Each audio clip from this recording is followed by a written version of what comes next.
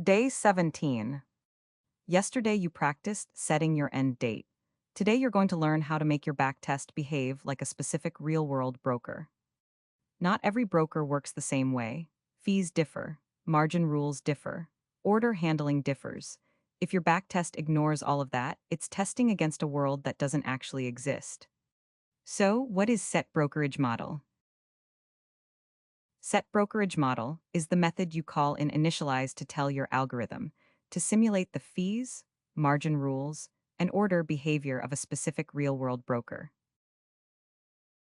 Here's a simple analogy to explain it better. On the left we have choosing the rules of a board game.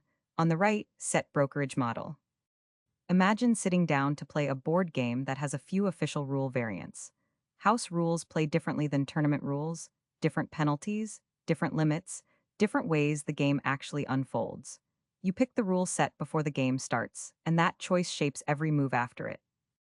The rule variant here says, decide which version of the game you're actually playing. Set brokerage model works exactly the same way. It tells your algorithm which broker's real-world rules to simulate, which in this case is.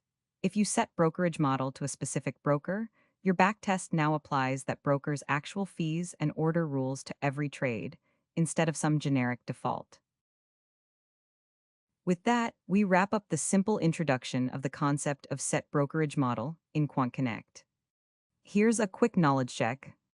Set brokerage model only affects how your charts look, not how trades are simulated, true or false. And the correct answer is false. Set brokerage model directly affects how trades are simulated, including fees, margin rules, and order behavior, based on a specific real-world broker.